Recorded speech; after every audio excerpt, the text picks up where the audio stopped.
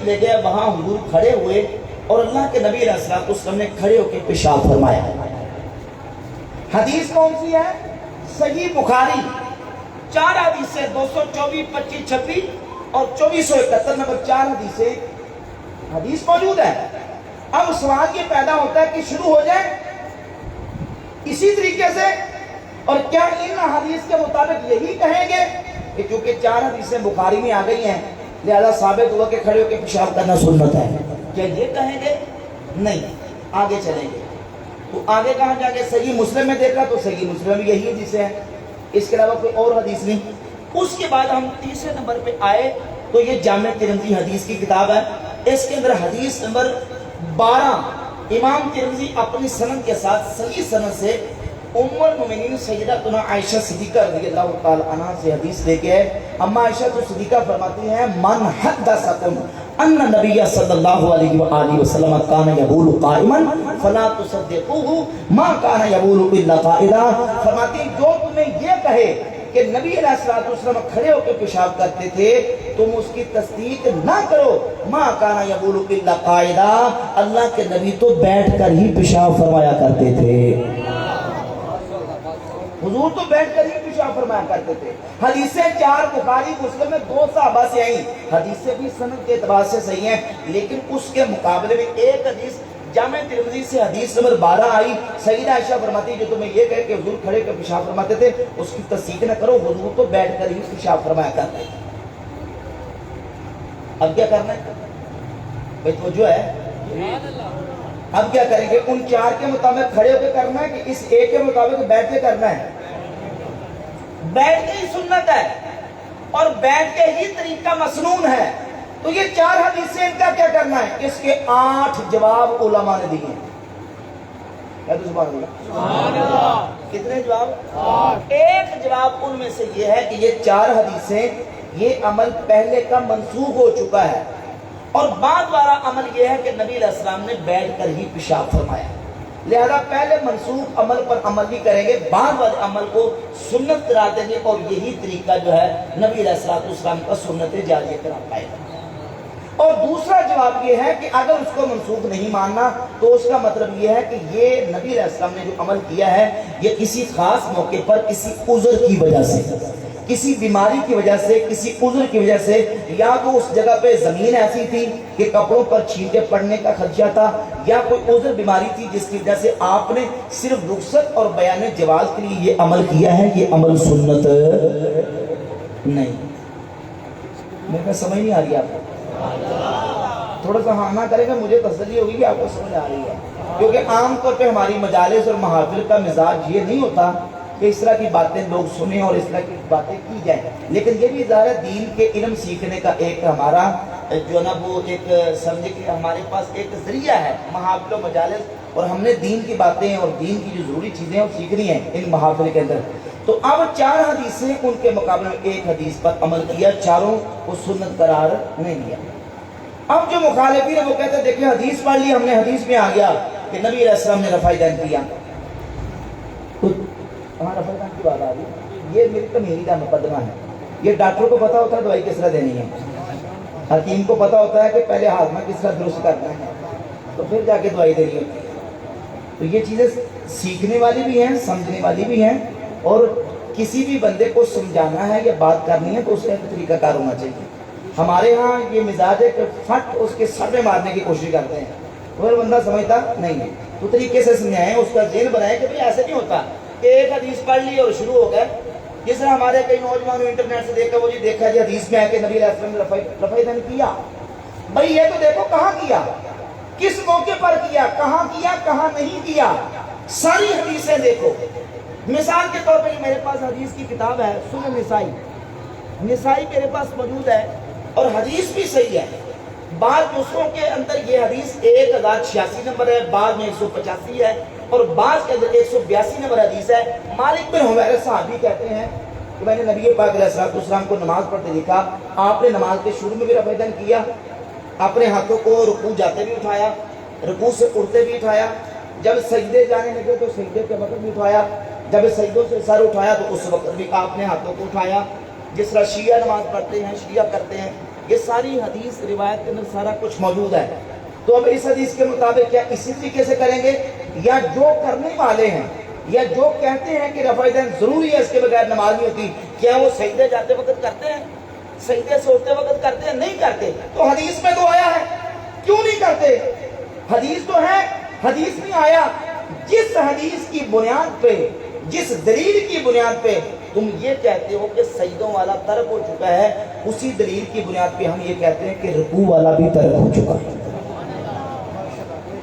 یہ میرے پاس جامع ترمذی ہے، 257 نمبر حدیث ہے، امام ترمذی لے کے ہیں. اور سنن نسائی کے اندر 1026 نمبر حدیث ہے، اور سنن ابی داؤد کے اندر 748 نمبر حدیث ہے.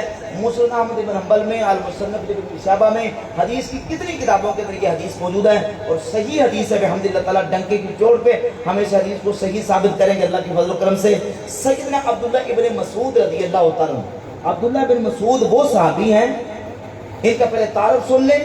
صحیح بخاری کے اندر 4999 4999 نمبر حدیث ہے. نبی پاک علیہ السلام نے فرمایا خذوا القرآن من اربعۃ، میرے 4 صحابہ سے قرآن سیکھو. من عبداللہ بن مسعود و سعد و ابی و معاذ بن جبل. پہلا نام حضور نے عبداللہ بن مسعود کا بیان فرمایا. یہ وہ صحابی عبداللہ بن مسعود رضی اللہ عنہ. اور صحیح بخاری میں حدیث کے اندر 5000 ہے.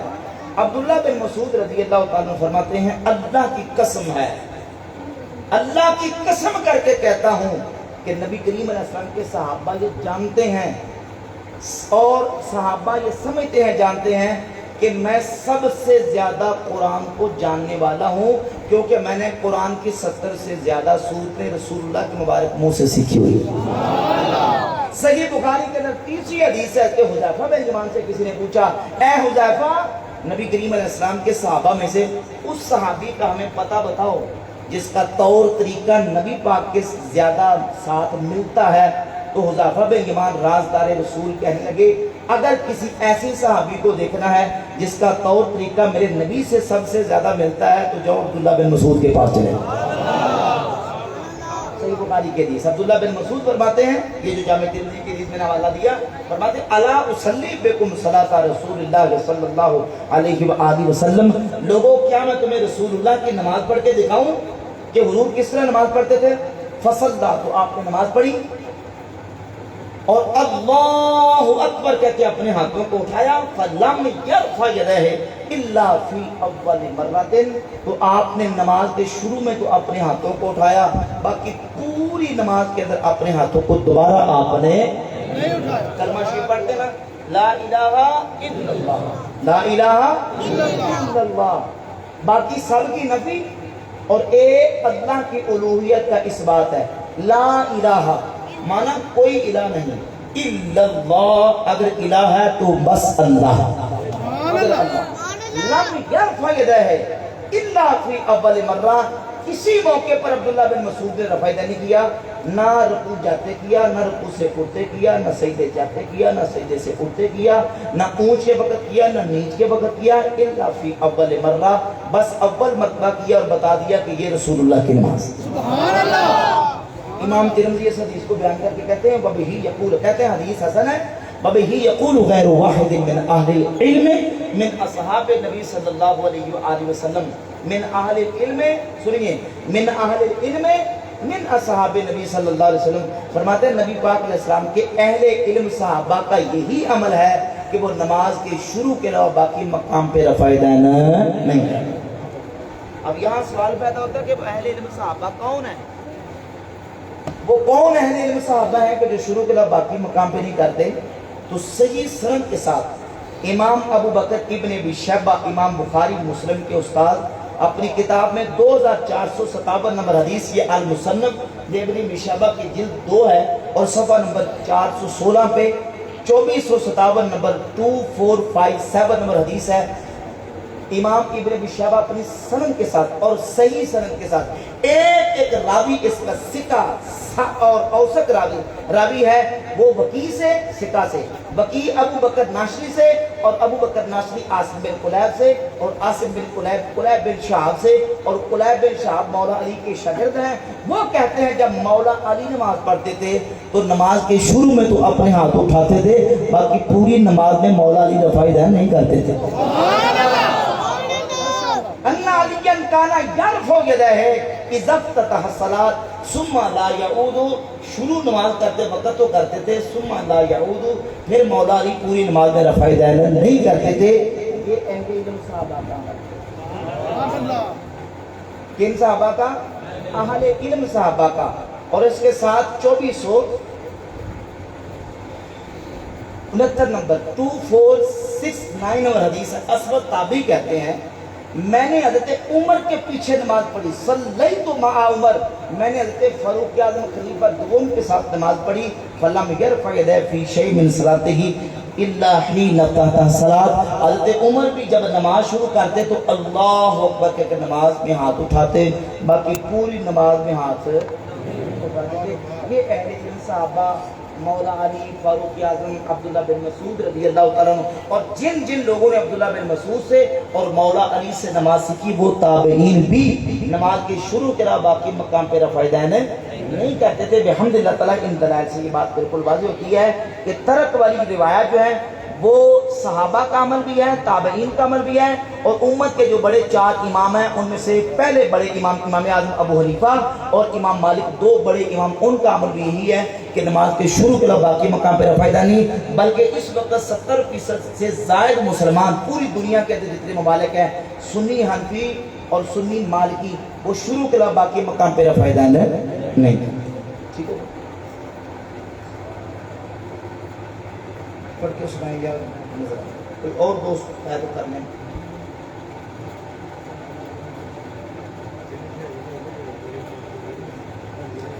ہاں تو ٹھیک ہے نا، مالک بن حویرث رضی اللہ عنہ کی حدیث کے مطابق اب پھر سجدوں والا رفع دین شروع کر دیں، رکوع جاتا ہے، سجدے جاتے ہیں، سجدے سے اٹھتے، اس کا کیا جواب دیں گے؟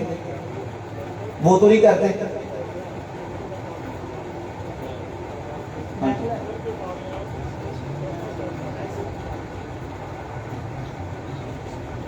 سننے میں بات یہ ہے، یہ جو نماز ہے یا نماز کے علاوہ باقی دیگر فروعی اختلافی مسائل ہیں دین کے، وہ جو کریں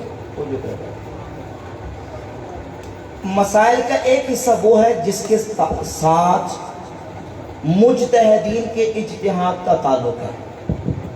بھائی اس طرح مجھ سے بات نہیں ہوگی، آپ اس طرح سارا ڈسکشن کریں گے، اس طرح گفتگو ہوتی ہے، میں سوال کا جواب دے رہا ہوں، اس کو پورا ہو رہنے دیں، باقی اس کے بعد جو کرنا کریں گے۔ جن مسائل کا تعلق اجتہاد کے ساتھ ہے، پوری امت ان اجتہادی مسائل کے اندر فقہ کے 4 اماموں کو فالو کرتی ہے، امام اعظم ابو حنیفہ کو، امام شافعی کو، امام احمد بن حنبل کو، اور امام مالک رحمۃ اللہ تعالی علیہ، جو 2 بڑے امام ہیں، امام ابو حنیفہ اور امام مالک، یہ پہلے، اور اس کے بعد امام شافعی اور امام احمد بن حنبل۔ ان 4 اماموں کی فقہ کے اندر امت تقلید کرتی ہے، پیروی کرتی ہے، اور چونکہ اہل سنت کا اجماع اور اتفاق ہو گیا اس بات پر کہ ان 4 اماموں میں سے جس کی فقہ کو فالو کرتے ہوئے اگر ان اپنے مجتہد اماموں کے مطابق وہ دین کے فقہی اجتہادی مسائل پر عمل کرے گا تو اس پر کوئی اعتراض نہیں۔ یہی بات حضور غوث پاک سرکار رضی اللہ تعالیٰ نے اپنی کتاب غنی طالبین میں لکھی، اور صفحہ 116 پہ انہوں نے لکھا کہ وہ مسائل مما ساغا فیہ الاجتہاد، جس میں اجتہاد کو دخل ہے، فرماتے ہیں جو امام شافعی اور امام احمد بن حنبل کا پیروکار ہے اس کو کسی حنفی پر اعتراض کرنے کی اجازت نہیں ہے، کیونکہ وہ اپنے امام کی پیروی میں عمل کر رہا ہے اور شافعی اور حنبلی اپنے امام کی پیروی میں عمل کر رہا ہے۔ اب آگے بات حضور غوث پاک سرکار رضی اللہ تعالیٰ عنہ کو فقہ کے مسائل کے اندر حضور غوث پاک سرکار غیر مقلد نہیں تھے، غیر مقلدین کے ساتھ ہمارا پہلا اختلاف یہ ہے کہ وہ تقریر کو شرک رسالت کہہ کے نعوذ باللہ مسلمانوں کو مشرک قرار دیتے ہیں۔ جبکہ حضور غوث پاک شیخ عبد القادر جیلانی رحمۃ اللہ علیہ وہ فقہ کے اندر امام احمد بن حنبل کے مقلد اور پیروکار تھے، لہذا ان چاروں اماموں سے جو جس کی پیروی میں عمل کرتا ہے وہ اپنی جگہ پہ درست ہے، اور وہ اہل سنت کے امام ہیں، اہل سنت کے پیشوا ہیں۔ اس اعتبار سے غوث پاک سرکار رضی اللہ عنہ غیر مقلد نہیں تھے۔ غیر مقلد بات ان کی تب کرے جب ان کو غیر مقلد ثابت کریں۔ وہ تقریر کر رہے ہیں اور امام احمد بن حنبل کے پیروکار ہیں، اور جگہ جگہ پہ انہوں نے اپنی کتاب میں یہ لکھا ہے کہ قال امامنا احمد بن حنبل روی امامنا احمد بن حنبل، ہمارے امام احمد بن حنبل نے یہ کہا، ہمارے امام احمد بن حنبل سے یہ روایت کیا گیا۔ ٹھیک ہے جی،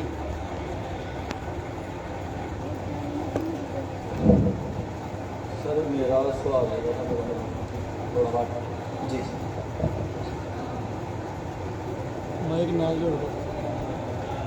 ہے آج کیوں ذلیل کہ کل تک نہ تھی پسند؟ سوال ہی کرنا ہے، سوال تقریر نہیں کرنا۔ ٹھیک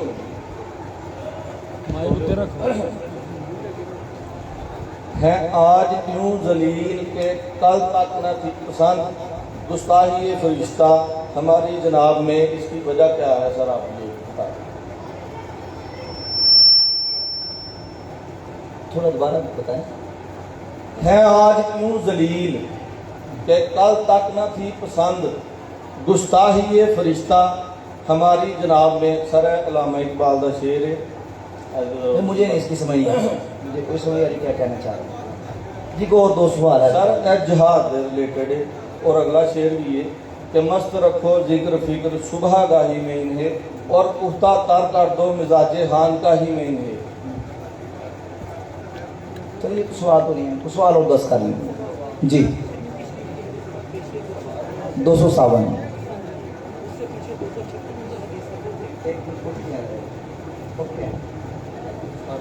اچھا چلیں پڑھا دیتا ہوں، سوال ہونا کو معقول تو میں اس کا جواب دوں۔ یہ تو بجارت قسم کی ہے نا، پہلی قسم کا ہے۔ یہ دیکھیں، یہ میں نے بولی ہے، یہ دیکھیں تو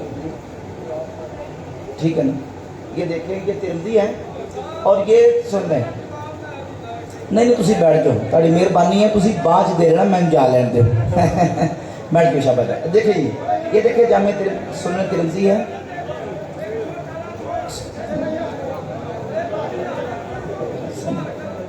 اچھا تسی میرے کو دیکھو نا، تسی میرے کو لگے رہن دے ہو۔ یہ دیکھیں یہ سنن ترمذی ہے، اور یہ چھپی ہے سعودی عرب ریاض سے، اور اس کے اوپر حدیثوں کے اوپر حکم لگایا ہے کہ یہ کس نے حدیثیں صحیح قرار دی ہیں، ضعیف قرار دی ہیں۔ یہ غیر مقلدین کے بہت بڑے عالم ہیں ناصر الدین البانی، ناصر الدین البانی نے اس کے اوپر حکم لگایا کہ میرے پاس کتاب ہے، کیمرہ آن ہے، یہ دیکھیں یہ اوپر لکھا ہے کہ 257 صحیح، یہ حدیث صحیح ہے۔ امام ترمذی رحمۃ اللہ کا اپنا ایک اسلوب ہے، اس اسلوب کے مطابق وہ حدیث کو حسن یا صحیح کہتے ہیں، ان کی اپنی ٹرمز ہیں، اصطلاحات ہیں۔ ہم نے دیکھنا محدثین کے مجموعی اصول کے مطابق کہ اس حدیث کی سند کے اندر جتنے روات ہیں راوی حدیث کے، وہ صحت کی اس شرائط کے اوپر پورا اترتے ہیں تو یقیناً پورا اترتے ہیں۔ اور یہ دیکھ لیں یہ سنن نسائی میرے ہاتھ میں، اور 1026، اور یہ دیکھ لیں کیا لکھا صحیح، تو یہ حدیث صحیح ہے۔ اور امام ترمذی رحمۃ اللہ حسن کا تو اپنی اصطلاح کے مطابق ہے، یہ ایک علمی بریک بات ہے، بس اتنے پر اتفاق ہے جی۔ ٹھیک ہے جی، اختتام پر جی بھائی۔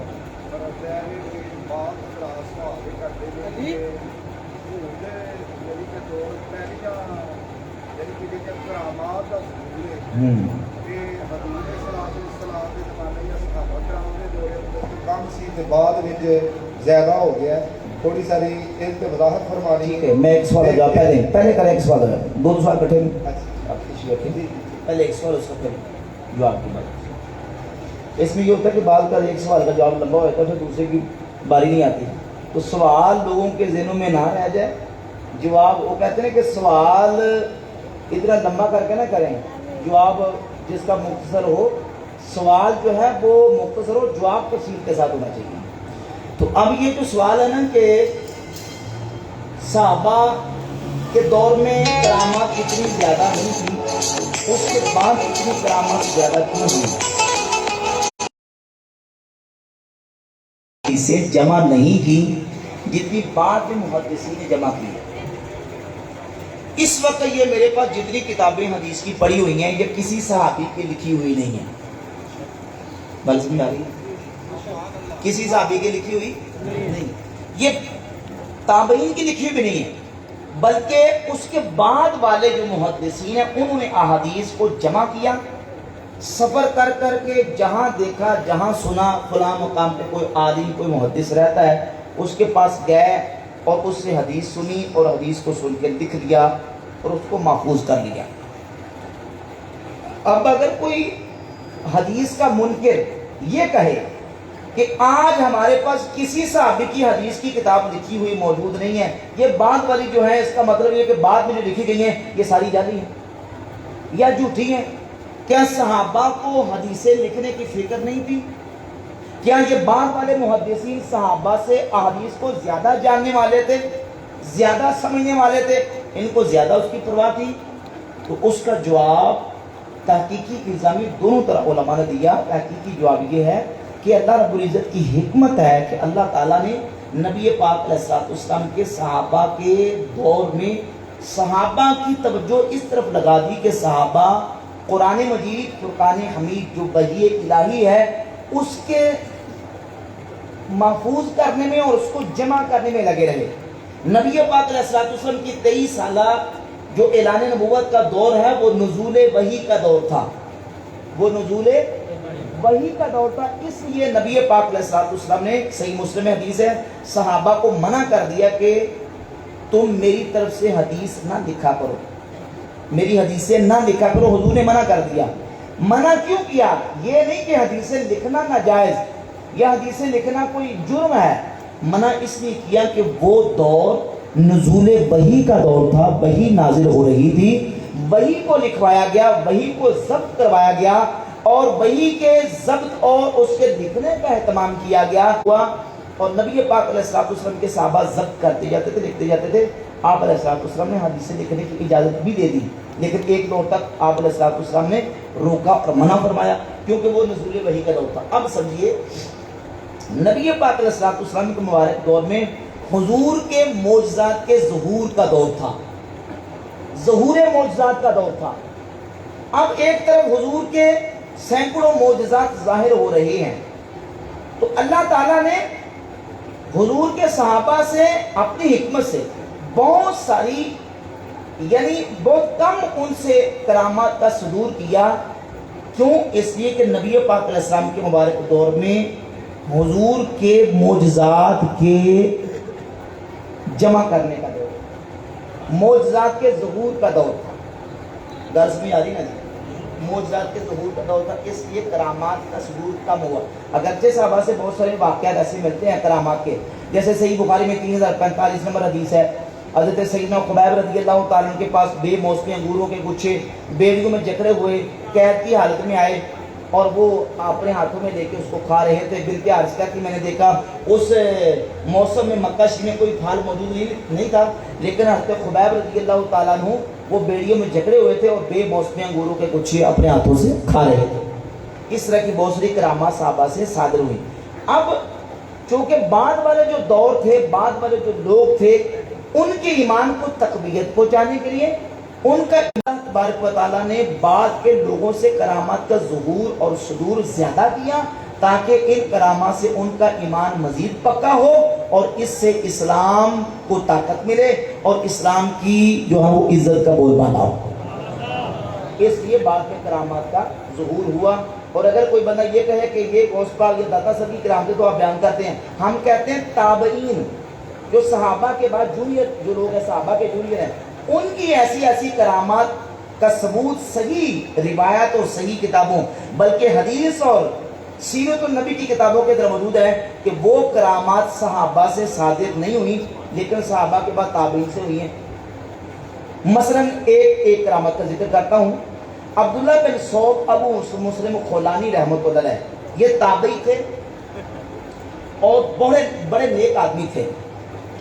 اسود انسی نے یمن کے اندر ان کو اپنے پاس بلایا اور اسود انسی نے نبوت کا دعویٰ کیا تھا.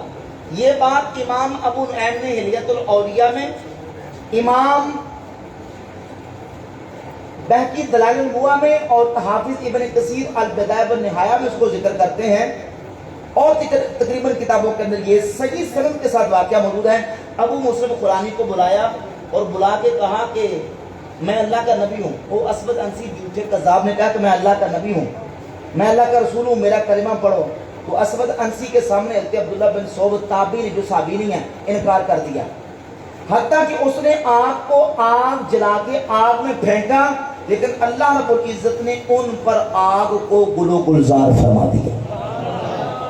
यह मौजूदा है जनाब इब्राहीम खलीलुल्लाह अलैहिस्सलाम का, कि जब उनको आग में डाला गया तो अल्लाह ताला ने उनकी आग को ठंडा फरमा दिया। किसी सहाबी से इस तरह की कोई करामत का सबूत हम तक किसी किताब से नहीं पहुंचा। ये करामत जो अब्दुल्ला बिन सौब ताबी की है वो सही हदीस और सही रिवायत से साबित है। तो इसका मतलब ये नहीं कि ताबी से साबित हुई है और सहाबी से नहीं हुई, तो लिहाजा हम इसका इनकार कर दें। ये अल्लाह की तकसीम है। अल्लाह जिसको चाहे जिस करामत से और जिस शान से नवाज दे, ये अल्लाह रब्बुल इज्जत की तकसीम है। देखिए अबू बकर, उमर, उस्मान व अली रज़ी अल्लाह तआला अन्हु, ये चार सहाबा सब सहाबा से अफजल है, सब सहाबा से। लेकिन 3045 नंबर जो सही बुखारी की हदीस मैंने आपके सामने पढ़ी कि हज़रत खुबैब रज़ी अल्लाह तआला अन्हु के हाथों पर बेमौसमी अंगूरों के गुच्छे थे, बेड़ियों में जकड़े हुए थे। ये अबू बकर, उमर, उस्मान व अली से तो करामत सादर नहीं हुई। नबी पाक अलैहिस्सलाम वसल्लम ने जंग खंदक के मौका पर अपने शिक्मे अतहर पर भूख की वजह से पत्थर बांधे। सहाबा को शेब अबी तालिब में 3 साल तक महसूर रखा गया। सहाबा ने दरख्तों के पत्ते खा के और घास खा के गुजारा किया। वहाँ न आसमानों से दस्तरखां उतरा, न वहाँ बेमौसमे फल आने का सबूत हम तक पहुँचा। लेकिन हज़रत खुबैब रज़ी अल्लाह तआला अन्हु, जो अबू बकर, उमर, उस्मान व अली से कहीं जाके बाद में मफजूल हैं, उनसे ये करामत सादर हुई है सही बुखारी की 3045 नंबर हदीस के अंदर कि बेमौसमी अंगूरों के गुच्छे उनके हाथ में थे, बेड़ियों में जकड़े हुए खा रहे थे। ये उनकी करामत है। तो अबू बकर, उमर, उस्मान व अली रज़ी अल्लाह तआला अन्हुम से अगर साबित नहीं हुई तो इसका मतलब ये नहीं कहते खुबैब की करामत का इनकार कर दिया जाए। सहाबा से अगर कोई करामत सादर नहीं हुई तो इसका ये मतलब नहीं कि बलियों से जो हुई है उसका इनकार कर दिया जाए। ये अल्लाह की शान है। अल्लाह ताला जिसको जो चाहे रुतबा अता फरमा दे और जो चाहे जिसको जो करामत अता फरमा दे। सुभान अल्लाह। बात समझ आ गई भाइयों? दूसरा सवाल है सर कि क्योंकि हज़रत अली हजवेरी रज़ी अल्लाह तआला अन्हु आपके मुतल्लिक़ मशहूर के दाता अली हजवेरी यानी कि लफ्ज़ दाता इस्तेमाल किया जाता है, और हज़रत अब्दुल कादर जिलानी रज़ी अल्लाह तआला अन्हु के मुतल्लिक़ यानी कि गौसे पाक का लफ्ज़ इस्तेमाल करने हैं, और हज़रत अबू बकर सिद्दीक़ रज़ी अल्लाह तआला अन्हु के नाल सदीक़े अकबर यानी कि सदीक़े अकबर ते वड्डी अल्लाह की ज़ात है गौसे आज़म, गौसे आज़म, सिद्दीक़े अकबर, इमाम आज़म। हाँ, ये यानी कि ऐना लफ्ज़ां की थोड़ी वजाहत फरमा दे। क्या आया ये औलिया अल्लाह के नाल मंसूब करने जायज़ नहीं है? असल में ये एतराज़ होता है, सवाल ये होता है कि देखिए आप शेख अब्दुल कादिर जिलानी को कहते हैं गौसे आज़म, तो गौसे आज़म तो अल्लाह ताला है, आप अब्दुल कादिर जिलानी को गौसे आज़म कहते हैं। इसी तरह फिर एतराज़ क्या करते हैं कि आप इमाम अबू हनीफा को इमाम आज़म कहते हैं। इमाम आज़म का माना है सबसे बड़े इमाम, तो इमाम आज़म तो रसूलुल्लाह है सल्लल्लाहु अलैहि वसल्लम। आप इमाम अबू हनीफा को इमाम आज़म कहते हैं, उसका जवाब सुने कि ये जो अलक़ाबात होते हैं औलिया अल्लाह के हों, सहाबा इकराम के हों या अम्बिया अलैहिमुस्सलावातु व तस्लीमात के, जो उनके लिए कलिमात और अलक़ाबात इस्तेमाल किए जाते हैं, उनका हमने दायरा देखना होता है। दायरा देखना होता है कि ये किस दायरे के अंदर इस्तेमाल किए जाते हैं। जब हम इमाम आज़म की बात करते हैं ना कि इमाम अबू हनीफा इमाम आज़म हैं, तो नाऊज़ बिल्लाह ताला किसी मुसलमान का अकीदा तो क्या तसव्वुर भी नहीं हो सकता कि इमाम अबू हनीफा को इमाम आज़म नबियों के मुकाबले में कह रहा है। कोई मुसलमान तसव्वुर कर सकता है? हरगिज़ नहीं, नाऊज़ बिल्लाह ताला। जब इमाम अबू हनीफा को इमाम आज़म कहते हैं, सबसे बड़े इमाम, तो मतलब ये होता है कि उनके दौर के जो इमाम है फिक़ा के, उन इमामों के अंदर सबसे बड़े इमाम इमाम अबू हनीफा है। इसी तरह जब हम जनाब सैयदना अबू बकर सिद्दीक़ को सिद्दीक़े अकबर कहते हैं, सिद्दीक़े अकबर का माना सबसे बड़ा सच्चा, सबसे बड़ा सच्चा। अब अगर इसका कोई उल्ट मतलब ले और ये कहे कि इसका मतलब ये है कि अबू बकर नबियों से भी बड़े सच्चे हैं, تو یہ مطلب نہیں ہے. ابو بکر صدیق کو صدیق اکبر نبیوں کے مقابلے میں نہیں کہتے، بلکہ صدیق اکبر فی صحابہ، صحابہ میں سب سے بڑے صدیق ابو بکر صدیق رضی اللہ عنہ.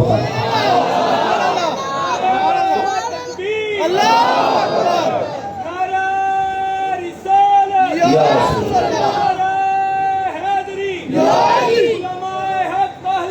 اللہ. تو ابو بکر صدیق اکبر فی صحابہ، امام ابو حنیفہ امام اعظم فی الائمہ. اور جب ہم نبی پاک علیہ الصلوۃ والسلام کی ذات اقدس کا ذکر کرتے ہیں تو حضور امام اعظم فی الانبیاء ہیں، یعنی نبیوں کے اندر سب سے بڑے امام رسول اللہ کی ذات گرامی کا. نبیوں کے اعتبار سے کہتے ہیں ابو بکر صدیق کو صحابہ کے اعتبار سے کہتے ہیں، اور امام ابو حنیفہ کو اماموں کے اعتبار سے کہتے ہیں، اور شیخ عبد القادر جیلانی کو ولیوں کے اعتبار سے کہتے ہیں. اعتبارات ہوتے ہیں. اور کوئی دوست سوال کرنا تو پہلے میرا خیال اب ہم سلام پڑھیں تاکہ تشریح کی باقی رہنی چاہیے. اور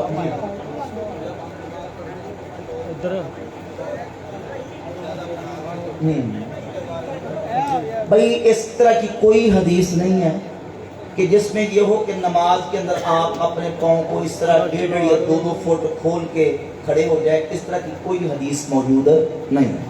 بس آپ نے جب نماز کے لیے قیام کرنا ہے، کھڑے ہونا ہے، تو بالکل ایک نارمل انداز میں، بالکل اپنے جسے کے مطابق آپ نماز میں بغیر تکلف کے کھڑے ہوں. نہ بالکل اپنے پاؤں کو ملا لیں اور نہ تکلف کے ساتھ کھولیں. جتنا آپ ایزیلی کھڑے ہو سکتے ہیں اس طریقے سے آپ کھڑے ہوں گے. یہ پاؤں کو اس طرح 2 فٹ کھول کے کھڑے ہوئے، یہ کوئی سنت نہیں، نہ کوئی اس طرح کی کوئی روایت و حدیث. یہ بائک کر رہے ہیں، یہ کر رہے ہیں. آپ کے ایک سوال ہوگا جی. وعلیکم السلام. میرا سوال یہ ہے کہ جب آپ کے دنیا سے پردہ فرمانے کے بعد صحابہ آپ کا وسیلہ نہیں ڈالتے تو بہت سے لوگ یہاں بزرگوں کا وسیلہ ڈالتے ہیں، تو اس کی کیا اہمیت ہے؟ اس کا جواب یہ کہ یہ جو آپ نے کہا کہ صحابہ نبی علیہ الصلوۃ والسلام کا وسیلہ نہیں ڈالتے، یہ بات بلا دلیل ہے. صحابہ کرام رضی اللہ تعالی عنہم نبی پاک علیہ الصلوۃ والسلام کے وصال اقدس کے بعد حضور کے وسیلے سے دعا کرتے تھے، اور اس کا حدیث سیاح کے اندر ثبوت موجود ہے. سنن ابن ماجہ کے اندر حدیث موجود ہے. پہلے تو سن لینا بھائی، میں نے سن لیا سوال جواب سن لینا. جواب سوال کرنے کا، جواب سننے کا تھوڑا سا طریقہ سمجھیں، سیکھیں. یہ چیزیں مجلس کے آداب کے اندر آتی ہیں. ان چیزوں کے آداب سیکھنے ضروری ہے نا. میں نے سن لیا آدھے سوال سے، میں ساری باتوں میں سمجھ گیا ہوں. اب جواب سن لیں.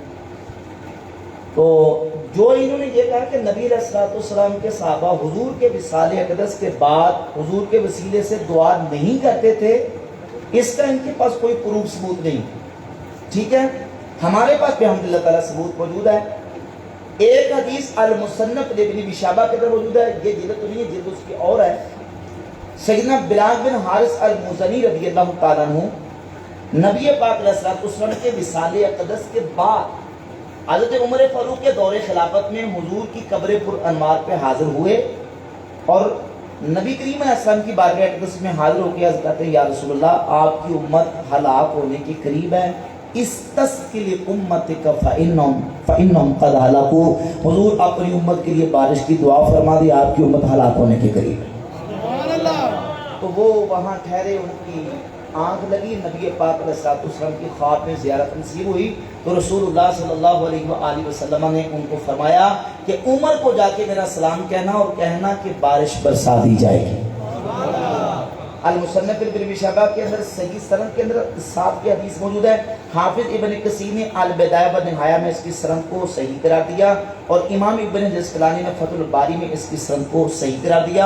اور دوسری حدیث المعجم الکبیر للطبرانی میں امام طبرانی اپنی سند کے ساتھ لے کے آئے کہ سیدنا عثمان غنی رضی اللہ عنہ کے دور خلافت کے اندر عثمان ابن حنیف صحابی رضی اللہ تعالیٰ عنہ کے پاس ایک شخص آیا اور اس نے آ کے کہا کہ حضرت عثمان غنی رضی اللہ عنہ کی بارگاہ کے اندر میری سنوائی نہیں ہوتی تو کوئی آپ مجھے طریقہ بتائیں. تو فرماتے ہیں کہ حضرت عثمان ابن حنیف رضی اللہ تعالیٰ عنہ نے ان کو یہ طریقہ بتایا کہ تم نبی پاک صلی اللہ علیہ وآلہ وسلم کی بارگاہ اقدس کا وسیلہ اس طرح اللہ کی بارگاہ میں دے کے دعا کرو اور یہ دعا کرو کہ اللہم انی اسألک و اتوجہ الیک بمحمد النبی الرحمہ، یا اللہ میں محمد مصطفیٰ صلی اللہ علیہ وسلم کے وسیلے سے تیری بارگاہ کی طرف متوجہ ہوتا ہوں، یا اللہ حضور کے وسیلے سے میری دعا کو قبول فرما کے میری حاجت کو پورا فرما. تو صحابہ کرام رضی اللہ تعالیٰ نبی پاک علیہ السلام کا وسیلہ دیتے تھے. اور ایک حدیث سنن ابن ماجہ کے اندر صحیح سند کے اندر موجود ہے کہ نبی پاک علیہ السلام کی بارگاہ میں ایک نبینہ صحابی آئے اور حضور علیہ السلام کی بارگاہ میں اس کی حضور میری آنکھوں کی بینائی نہیں ہے تو اللہ کی بارگاہ میں دعا کرے کہ اللہ میری آنکھوں کی بینائی واپس لوٹا دے. تو رسول اللہ صلی اللہ علیہ وسلم نے فرمایا کہ اگر تو اس صبر کرے تو تیرے لیے بہتر ہے، یہ نہیں تجھے جنت ملے گی. تو اس کی حضور میری دعا فرما دے. تو نبی پاک علیہ السلام نے ان کو طریقہ بتایا، فرمایا کہ جا کے وضو کرو اور وضو کر کے تو آ کے تو یہ تم کلمات پڑھو، یہی کلمات کہ یا اللہ میں تیرے نبی کے وسیلے سے جو کہ محمد صلی اللہ علیہ وسلم نبی رحمت ان کے وسیلے سے تیری بارگاہ میں دعا کر میری حاجت کو پورا فرما دے. تو صحابہ کرام فرماتے جب وہ شخص کیا آیا تو نبینا تھا، گیا تو آنکھیں لے کے گیا. تو بحمدللہ تعالیٰ یہ حدیث موجود ہے. اب رہ گئی بات یہ موبائل کے اوپر حدیث لے کے انہوں نے بھیجی کہ سیدنا عمر فاروق رضی اللہ تعالیٰ عنہ کے دورے خلافت کے اندر حضرت عمر رضی اللہ تعالیٰ عنہ نے نبی پاک علیہ السلام کے چچا سیدنا عباس رضی اللہ تعالیٰ عنہ کا اللہ کی بارگاہ میں وسیلہ پیش کیا کہ یا اللہ، اب دیکھیں کلمات کیا ہیں، ان کلمات کو آپ سنیں گے تو ان کلمات سے بھی حضور کا وسیلہ ثابت ہو رہا ہے. کس طرح ثابت ہو رہا ہے کہ اس دیکھ رہا موبائل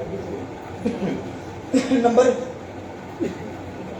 1010 بچی کو 1010 یہ دیکھیے کلمات ہیں اللہم انا کنا نتوسل الیک بنبینا، یا اللہ ہم تیرے نبی کے وسیلے سے تیری بارگاہ میں دعا کیا کرتے تھے، فتسقیرہ تو بارش برسا دیتا تھا، وَإِنَّا نَتَوَسَّلُ إِلَيْكَ بِأَمِّ نَبِيِّنَا، یا اللہ آج ہم تیرے نبی کے چچے کے وسیلے سے دعا کرتے ہیں.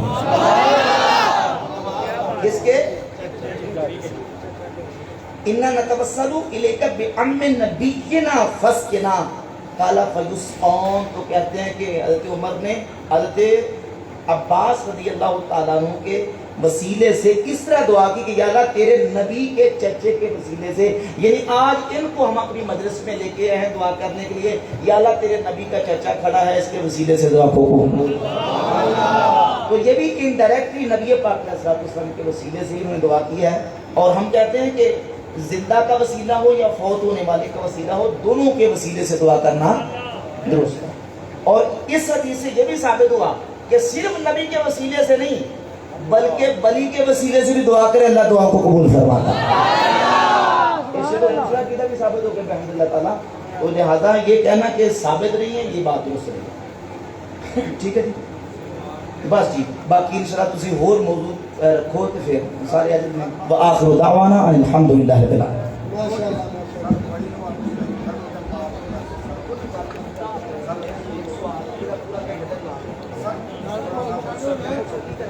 بولو بولو.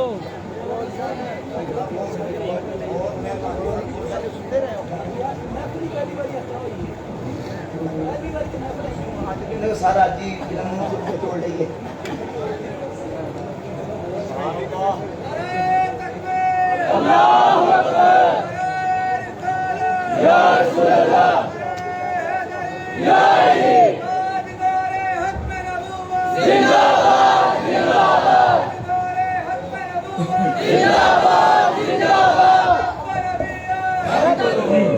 دیکھیے میں نے تمہیداً یہی بات آپ کے سامنے بیان کی احادیث کی روشنی میں. ہاں جی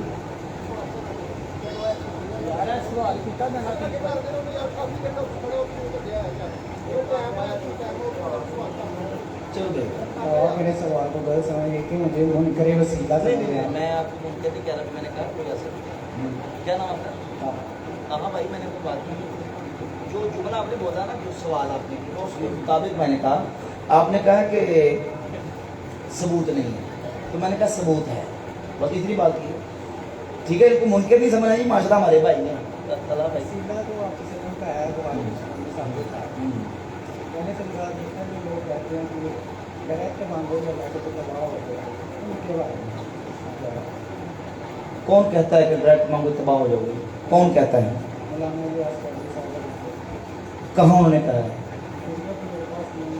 तो सबूत के साथ बात करें ना। अली भाई इन्हों ਦਾ ਇੱਕ ਸਵਾਲ ਕਰਵਾ ठीक है, आखिर दावाना अल्हम्दुलिल्लाह रब्बिल आलमीन। बाकी इंशाल्लाह बात। ਇੱਕ ਸਵਾਲ ਕਰਵਾ ਲਿਓ ਇਹਨਾਂ ਦਾ ਇੱਕ ਸਵਾਲ ਬਸ ਯਾਰ ਇੱਕ ਸਵਾਲ ਉਹ ਤੋਂ ਉੱਠਿਆ ਨੇ ਤਾਂ ਹੁਣ ਇੱਕ ਸਵਾਲ ਘੰਟਾ ਹੋ ਗਿਆ ਬਾਹਰ ਇੱਕ ਸਵਾਲ ਸਾਡੀ ਮੱਤ ਵਾਜਣ ਜੇ ਇੱਕ ਸਵਾਲ ਕਰਵਾ ਲਿਓ